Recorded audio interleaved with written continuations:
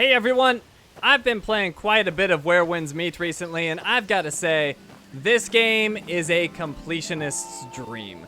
I've never played a game quite like this before. I'm a completionist. I like to do everything in my games, and normally the game doesn't really reward me for having played that way. Like, every once in a while there might be some side content that's particularly valuable, but in general, if you're doing all of the content in the game, it's usually just for your own desire. It's not going to be particularly valuable to play that way, but that is not the case in this game.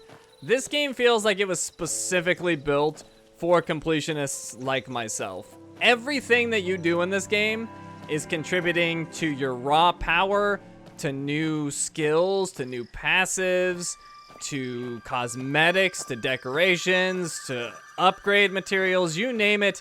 When you're doing anything in the open world and side content and things like that in this game, it's valuable to you. It's worth doing, and it gives you a leg up in the game, which is amazing for people like me that like to play that way.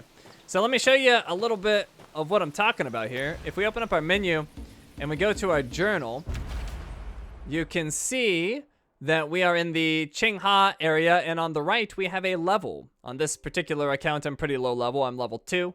But as we level up this area level, this exploration level, we get rewards that are actually really valuable, and we level this up by just simply doing side content and open world content. Just about anything we want to do, and we will level up. And if we take a look at some of these rewards, like at level 4, you get the Afterglow Pendant. This allows you to use some of the crazy like movement skills in the game for this particular region, so you'll just be, you know, much more mobile and able to move around.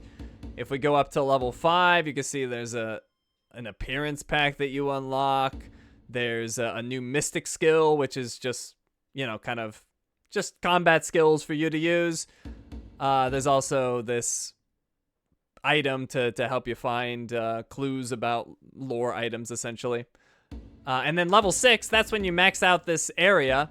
You get this crazy movement skill. So take a look at this. You get to jump around like a freaking superhero, and it's just awesome. And the only way that you can gain access to this is to play basically as a completionist, to play the way that I normally play, and many people that follow this channel probably play as well. Now, there's a ton of stuff to do in this game. This game is chock full of things to do, and it can actually be a little overwhelming because of how much there is. So let me just show you some of the things that you can do. A lot of them are worded really badly, which really doesn't help to try to figure out how things work in this game. So I'll break it down for you a little bit. So we've got campaign. This is just bosses. If you fight a boss in the game, it'll come here and you can replay those bosses for rewards. So that's kind of a fun thing that you can do. Zhanghu Legacy is basically just like more involved side quests, and they usually have some lore attached to them. So they're just like really built out side quests for a particular region. And you can see even here, you have to have a certain exploration level to get the final one. So unless you're a completionist, you're probably not going to access that quest at all. And if we take a look at each one of these quests, they have good rewards. Like this one has a new mystic skill, Touch of Death. It also gives you a medicinal tail. These are used to increase the amount of medicine you can hold, which is super duper valuable. And you can see it gives the exploration experience. And you'll see that with pretty much everything. Pretty much everything, all the side content, they're all going to give that experience.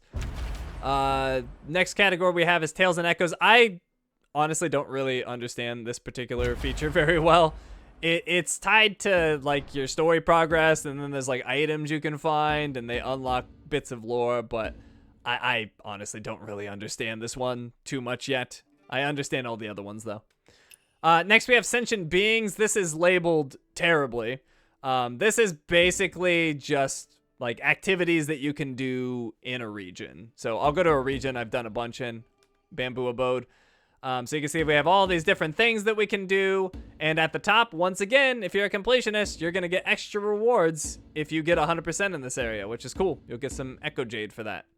But yeah, you can see we have antiques. These are kind of part of the compendium. They're like items of lore that you can find around the world, and these ones are just like extra special. So if you find these, you'll complete that. I'll show you the lore in a second. Actually, I'll show you the lore now. It's crazy. So there's this compendium, which is bonkers. If you look at the bottom, there are 1,227 compendium entries. So all sorts of things for you to find in the game and unlock these lore entries for. And if you are a completionist, you can get them all. And once again, completion stuff, if we look in here, as you gain points in each category, you will get rewards. Not the best rewards in the world, but they all add up and they're all incentives for completionists. So I really like that. But anyways, let's go back to our journal. We were looking at sentient beings. Boundary stones, those are waypoints in the world, just for fast travel, basically. Exploration guide's a little weird. It's, I'm not even going to get into that one. It's weird. I don't know how to describe it. Hidden path are like some butterflies you can find to give you like little special rewards or cutscenes, which is cool. And justice quests are just kind of extra side content. Meow Meow is this cat that is around the world, and you can do like little challenges and puzzles with it. Usually it'll have you like run through some like, you know, sort of like an obstacle course really quickly, like a timed obstacle course, or like maybe, you know, solve a little mini puzzle, but nothing too involved, just quick little challenges basically. There's cats you can find and pet. It rewards you for finding the chests in an area. So if you explore and find chests, you'll unlock that. Oddities are interesting. They're like special plants and creatures and beehives and things like that in the world, and they actually directly increase your power. So as you collect these things, you bring them over to this guy right here, this Chi Sheng guy, and he actually has a whole upgrade path for these particular items, and they're like good upgrades too, like physical defense up. This one's vitality. This one gives you a lot of HP. And not only that, but there's like skills in here. We can look at some of these bigger nodes. That one's endurance. This gives you a mystic skill wall stride. That was that movement skill that we saw. So you can unlock it here, but then in order to actually use it in the region, you've got to get enough exploration points.